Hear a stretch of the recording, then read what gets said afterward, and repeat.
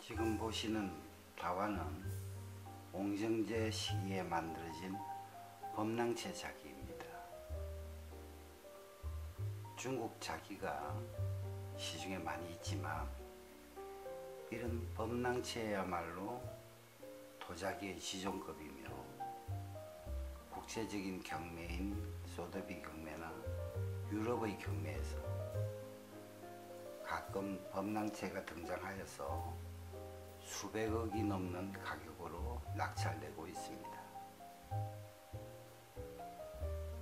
범랑채 소더비 경매라고 인터넷으로 아마 검색을 해보시면 일부 범랑채 자기의 출품이 보일 텐데요. 그 엄청난 낙찰 가격에 아마 정신이 없을 것입니다.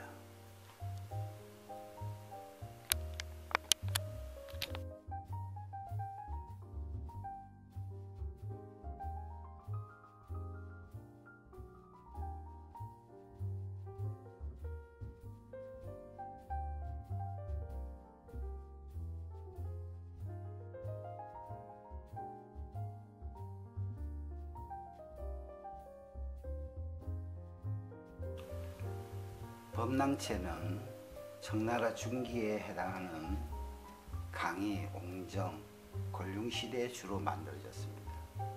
사실 옹정과 권륭시대의 범랑채가 현재 작품성이 가장 우수한 것으로 판명되고 있습니다.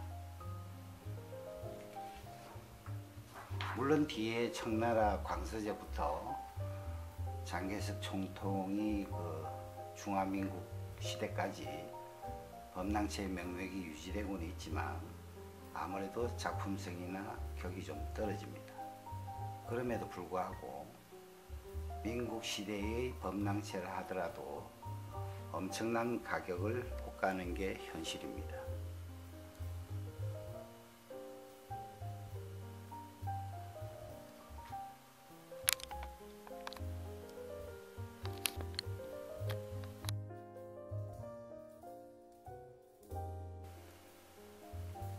범랑채의 생산과 그 과정에 대해서는 중국에서는 아직까지도 이견이 분분합니다.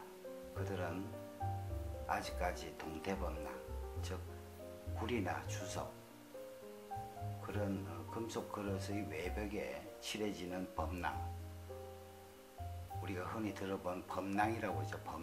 범랑자기라고 하죠. 아무튼 이런 범랑자기, 즉 에나멜 자기를 범랑채로 오인하고 있습니다. 중국인들은 범랑채를 파랑차이라고 부르는데 이게 에나멜 자기를 의미합니다. 그러나 아직까지 이미 알려진 파랑차이와 실제 작품인 범랑채 자기와의 구분이 모호하다는 그런 뜻입니다. 범랑자기와 범랑채는 완전히 출발부터 다른 과정을 가집니다. 제가 이 범랑자기 그리고 범랑채 분명히 차이가 있다고 말씀드립니다. 범랑자기는 중국 명나라부터 금이나 구리, 주석의 도금에서 그 기법이 내려오고 있고 쉽게 말해서 칠보자기 같은 형태를 띱니다. 칠보자기라고 있죠. 칠보. 그거를 금태범랑, 동태범랑 이렇게 이제 불리고 있습니다. 그럼 범랑채 자기는 무엇입니까? 쉽게 말해서 유럽형 자기 형태를 범랑채 자기라 부르면 됩니다.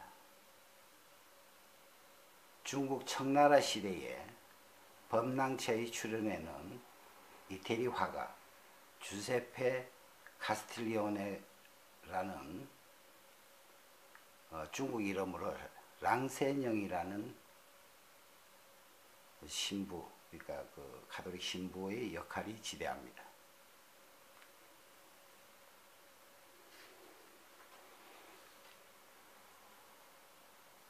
그럼 랑세링이 그린 그림에 대해서 먼저 한번 말씀드리겠습니다.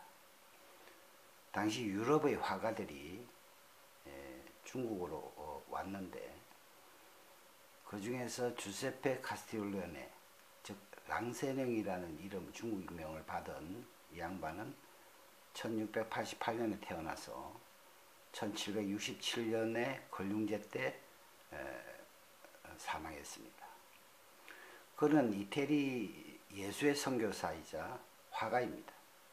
이탈리아의 밀라노에서 태어나서 1715년에 선교사가 되어서 청나라로 파견 왔습니다. 강희제, 옹정제, 걸륭제 이렇게 세 명의 황제를 모셨고 그 황제로부터 지극한 사랑을 받았습니다. 실제 선교사 역할보다는 궁중화가로서 약 50년간 활동을 했습니다.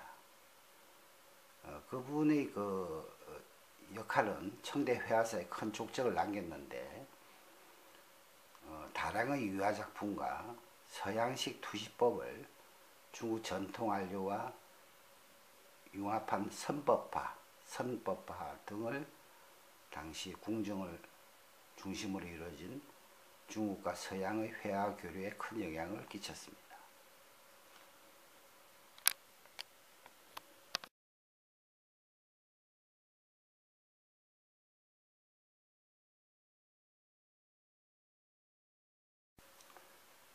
그 당시에 그 랑세령이 자금성으로 들어와서 황제의 자기적 범랑체를 만드는 과정에 참여하게 되었는데요. 당시 57가지, 그러니까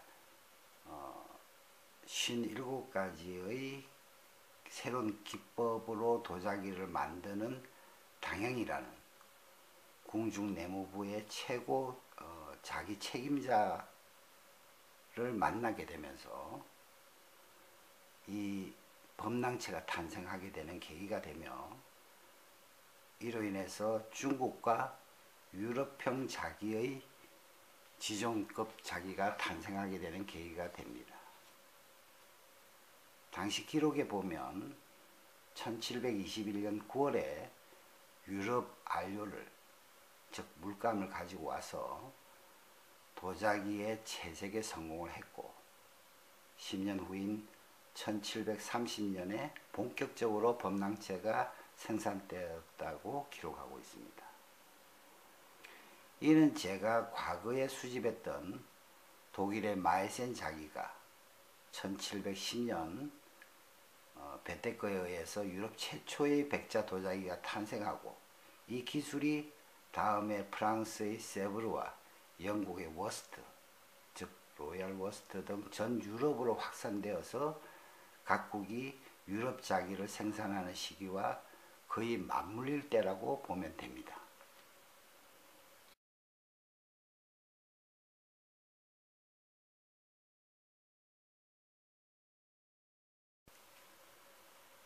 이 유럽 도자기가 역으로 도자기 종주국인 중국 황실에 영향을 끼친 특이한 사례인데요. 범랑체는 경덕진에서 백자 상태로 도자기를 소성하고 그 백자 상태의 도자기를 가지고 북경의 자금성으로 가져와서 랑세령 같은 궁중화가가 유럽에서 마이센이나 세브르의 안료를 가져와서 그림을 그리고 자금성 내부에 있는 가마에서 500도 정도의 저온으로 구워서 그림을 안착시켜서 출시되는 그러한 자기입니다. 그래서 유럽 자기처럼 아주 섬세한 유화 그림을 보는 듯합니다. 이를 일명 고을헌이라고도 불립니다. 그림의 그림 방식은 당시 유럽의 최고봉인 마이센이나 세브르 도자기 같은 정교한 유화의 느낌을 주는 붓터치의 그림인데 이게 바로 랑세령의 화풍에서 영향을 받았기 때문입니다. 범낭체는 고가의 안료로 인해 그 제작비가 엄청나게 들었기 때문에 오직 황제만을 위한 자기로 당대 최고의 도금과 당대 최고의 화공이 공동 작업하여 생산하기 때문에 극히 소량만 생산되어서 심지어 황후까지도 이 범낭체에 근접하지 못한 절대 지존의 자기입니다.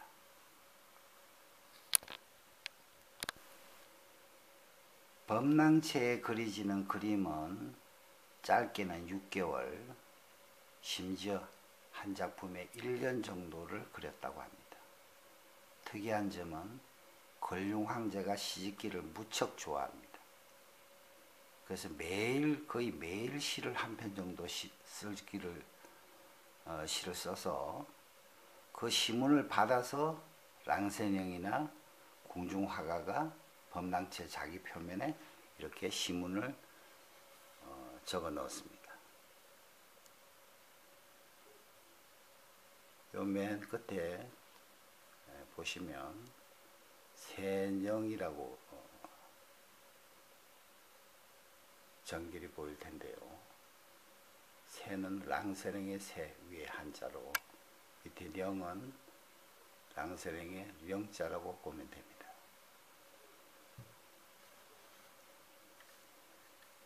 아주 섬세하게 작품을 완성하였습니다. 이게 상당히 조심해서 만져야 되는데,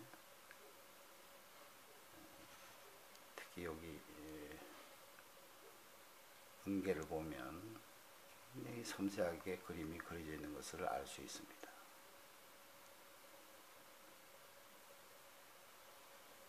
이렇게 두 개가 서로 마주보게 만들어진 것을 일대, 우리는 쌍이라고 그러죠. 중국에서는 이걸 일대라고 그럽니다.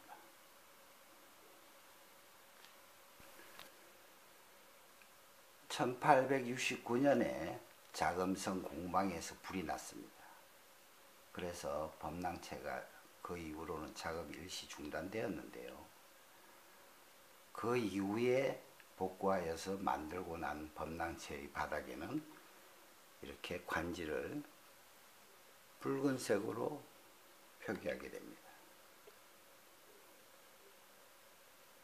대청 걸륭연제라고 표기되어 있습니다. 그러므로 범낭체의 바닥 관지가 푸른 청화, 즉 소마리청이 아닌 붉은색 안료가 보이는 건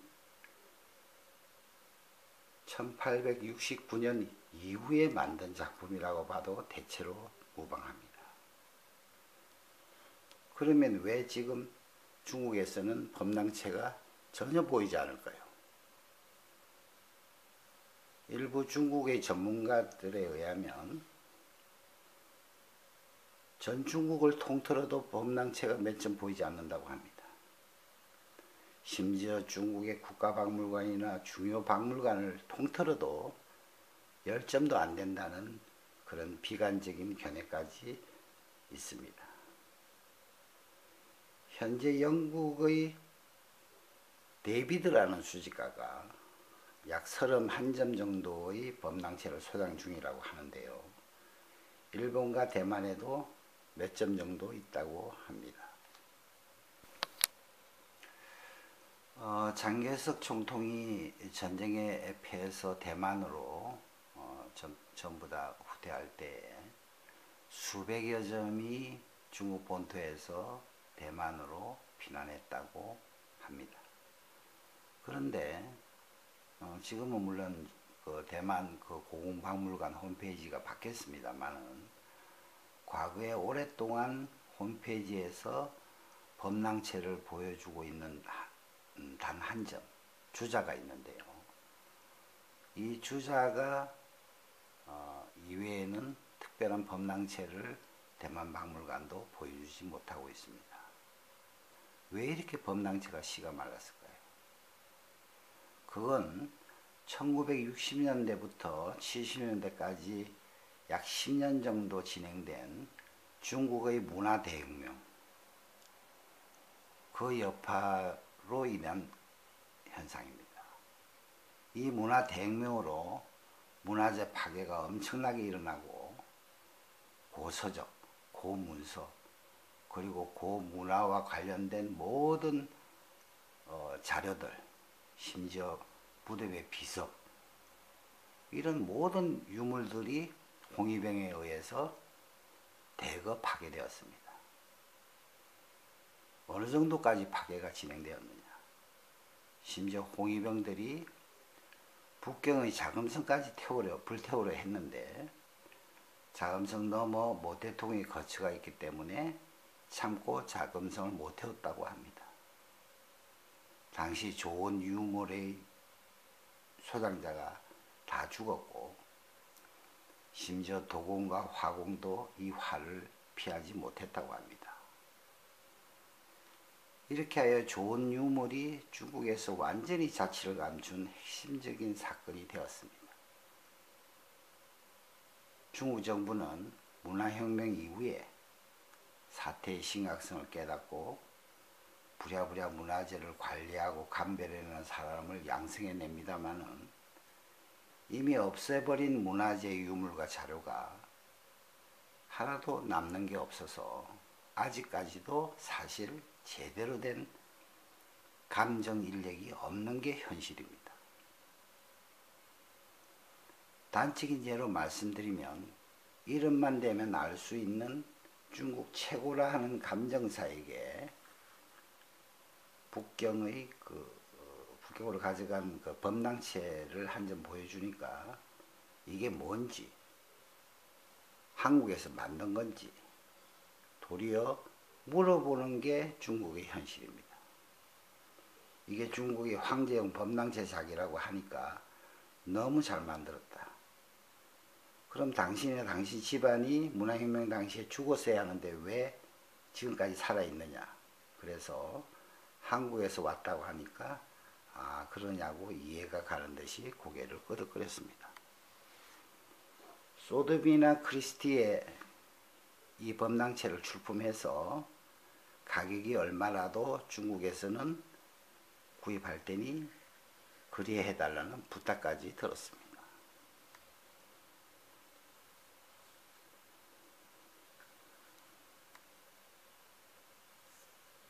소드비에서 범랑채작이 한 점이 300억대가 넘게 형성된 이유는 이처럼 과도한 중국의 수요층은 형성되었는데 공급이 절대적으로 부족하니까 당연히 가격이 천정부지로 치솟는 이유가 됩니다. 그럼 앞으로도 이런 추세가 계속될까요? 단적으로 말씀드려서 중국이 존속하는 한, 또한 인류가 있는 한 문화적 가치와 예술적 가치는 영원할 것입니다. 지금 중국의 유물 가격은 해마다 30% 정도 상승하는 추세인데 그들이 이런 귀한 중국 유물을 구입하는 이유는 잘 아시겠지만 극히 한정적인 범랑채라는 특징과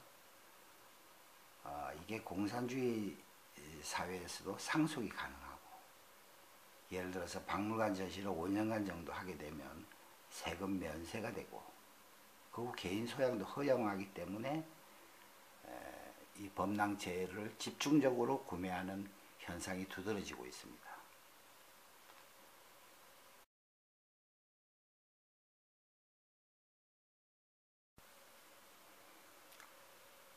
시진핑 주석은 취임 초부터 문화 융성을 중화에 합쳐서 문화적으로도 엄청난 중국을 알리려고 노력하고 있습니다. 또 정책적으로도 장려하고 있습니다. 시 주석이 박물관을 아무리 더 열고 싶어도 돈이 없어서 열지 못하는 이유가 아니고 유물이 절대적으로 부족하기 때문입니다. 그거는 조금 전에 말씀드렸듯이 문화 대혁명 역할도 있었고 워낙 가난하고 배고프고 힘들게 살았기 때문에 많은 문화재 유출도 사실상 있었습니다. 그러면 우리가 이 범랑체를 이해하기 위해서는 무엇보다도 우리가 흔히 들어본 얘기인데 관요, 민요, 그 관요에 대해서 좀 더 알아보겠습니다. 중국의 그 궁중, 소위 상류계층에서 사용하던 관요는 주로 경덕진이라는 곳에서 생산했습니다.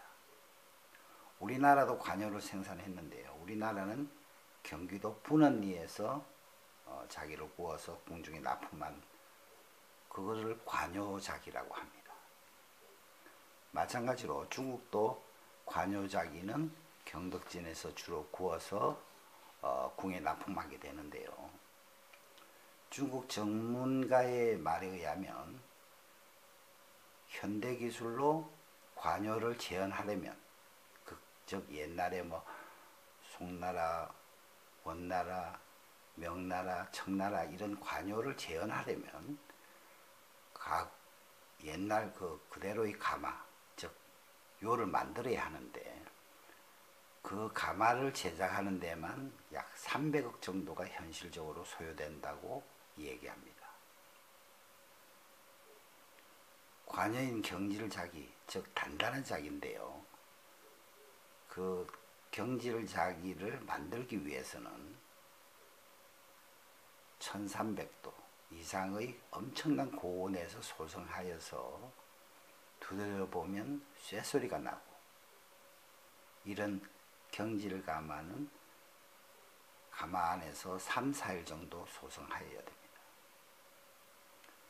중국 문헌에 의하면 청나라 관요자기를 생산하고 자금성에서 그 생산 비용을 이제 배급을 해주는데요. 은 50만, 은으로 50만 관을 경덕진에서 받아가지고 각 요에서 생산해가지고 약 3,000개 정도를 제작하여서 납품하였다 하니까 그 한 개당 제작비가 그 당시에도 어마어마하게 들었다는 내용입니다. 지금 현재 제일 아쉬운 것 중에 하나가 현대자기와 옛날 관요 그리고 옛날 민요를 사람들이 제대로 구분하지 못하는 현상입니다. 관요는 관에서 사용하던 당시 공인된 자기입니다. 그리고 명나라 때부터 바닥에 관지를 적었는데요.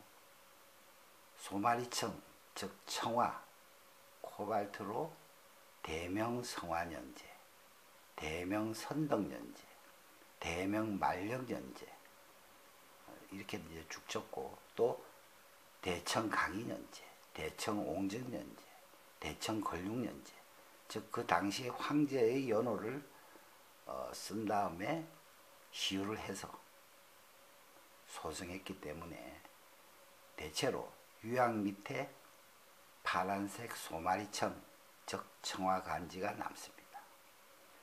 이 파란색 관지, 즉 소마리청 청화를 보면 그 시대의 제작연대가 추측이 되는데요.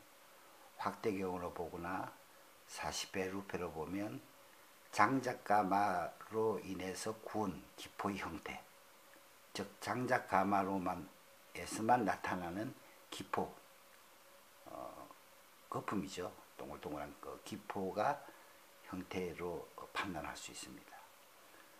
그 기포는 전기가마로 구웠을 때 나오는 현상, 수치로 구웠을 때 나오는 기포의 모양, 장작가마로 구웠을 때의 기포의 모양, 석탄으로 구웠을 때 생기는 기포의 모양, 이렇게 다양하게 나오는데 수많은 도자기를 접하다 보면 어떤 기포의 형태가 통일되는 것을 느낄 수 있습니다.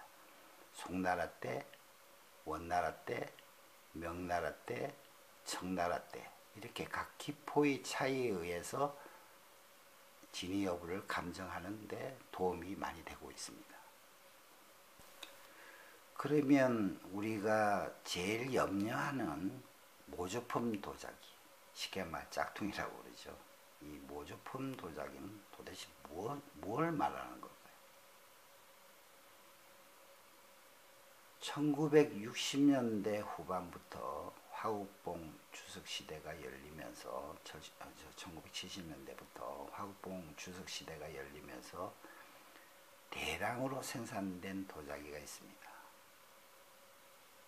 대부분이 이렇게 그 전살해서 실제로 그림을 그리지 않고요. 이 작품은 이제 범당체이기 때문에 실제로 붓으로 하나하나 다 그린 겁니다. 섬세하게 그린 거고, 이렇게 하지 않고 전사 도자기, 즉 필름을 붙여서 그림을 찍어낸 형태죠. 프린팅이죠. 이제 이렇게 생산된 도자기를 화국봉 자기, 화국봉 시대 때 만들었기 때문에 화국봉 자기를 하는데, 대천 걸륭연제나 대명 선동연제 이런 글자가 있습니다. 분명히 바닥에 관지에. 그렇다고 해서 그 시대에 만든 건 아니고, 글자 형태도 틀리고 색상도 밤색, 붉은색, 초록색 이렇게 다양한 관지가 있습니다. 그리고 대체로 유약 밑에 관지가 있지 아니하고 유약 위에 관지를 인쇄하듯이 프린팅했습니다. 그건 당시 국민소득이 $200 정도밖에 안 되던 흔히 말하던 죽의 장막이라는 가난한 중국이 미국 달러를 벌어들이려고 도자기를 대량으로 만들었던 거고, 거의 다 전사, 즉 필름으로 찍어낸 작인데, 최근 중국에서는 이것마저도 기해가지고 고가로 거래된다고 합니다. 중국의 그 도자기의 기본은 거의 1960년대의 모택동 시기까지를 보면 됩니다. 1960년대 문화혁명 있기 전까지는 모택동도 도자기 생산을 굉장히 독려하고 장려했는데, 이때 나온 자기, 마지막 고령토로, 고령산의 고령토를 남아있는 고령토로 가지고 만든 자기, 이거를 모택동 시대에 만들었다 해서 모택동 자기, 모자라고도 불리는데, 이 모자는 1960년대 초에 만들었음에도 불구하고 중국에서 엄청난 고가로 거래되고 있습니다. 그러니까 모택동 자기까지는 짝퉁이니 모조품이니 그런 얘기를 할 상황이 아니죠. 도자기는 일반 그림처럼 위조하기가 쉬운 게 아닙니다. 엄청난 고열로 며칠간 불을 떼야 되고, 그 형태를 유지한 상태에서 또 그림을 그려 넣어야 되고, 이러한 복잡한 전 단계를 다 거쳐야 되기 때문에 사실상 현대자기는 있을 수 있지만 모조자기도 나올 수도 있지만 완전하게 도자기 자체가 가짜가 나온다, 이거는 불가능한 얘기입니다. 지금 중국의 경덕진에서는 이제 그 외국 방문객들을 위해서 도자기를 만들고 있는데요. 주로 남미에서 고령토를 수입해서 제작하고 있는 실정입니다.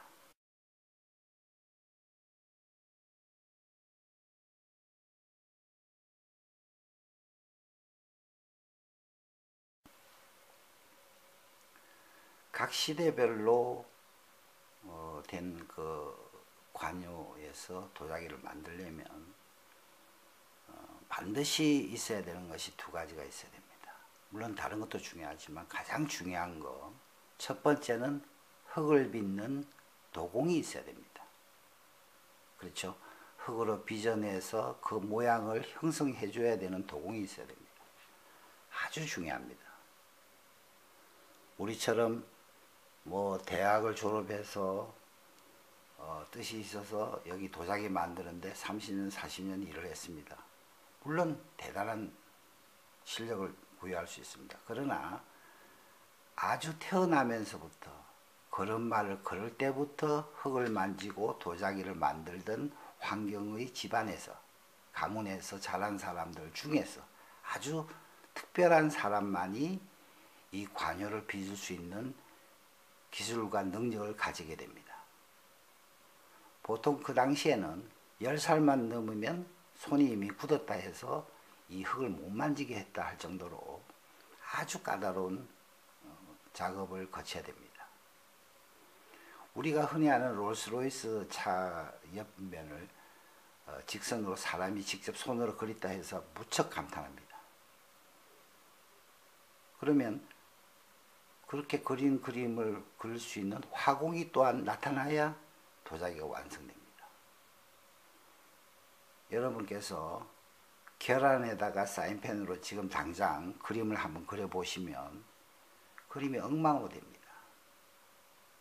그 어떤 그림, 뭐 간단한 그림, 사과를 하나 그리든 꽃을 하나 그리든 생각만큼 그림이 평면하고 틀리게 나옵니다. 왜? 곡면은 중력의 차이가 다 틀립니다. 그리고 힘의 강도를 조절할 수 없습니다. 튀어나온 부분이 있고 꺼지는 부분이 있기 때문에 그 모든 것을 감안해서 그림을 그려낸다는 것은 상당히 힘들고 천재적인 소질과 천부적인 재능을 가진 화공만이 이렇듯 섬세한 그림을 그려내는 겁니다. 이거는 창문으로 내다보는 풍경이라서 개강이라고 하는데요. 개강 스타일의 그 범랑체입니다.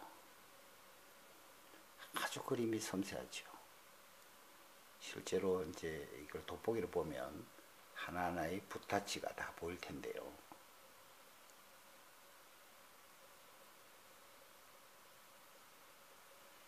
또 이렇게 해서 도자기를 빚고 또 그려서 장작에 가만히 넣는다고 했을 때, 물론 이제 중국은 하나하나 다 관요기 때문에 갓발이라는 케이스 안에 넣어서 굽습니다. 그래서 이렇게 분류가 튀질 않습니다. 그러면 이렇게 해서 예를 들어서 100점을 구웠다. 몇 점만이 살아남느냐? 그거는 도공의과 화공의 작품이 완성되기까지는 엄청난 확률 싸움을 해야 되는 겁니다. 100점을 구웠는데 5점만 나올 수도 있는 거고 10점이 나올 수도 있는 거고,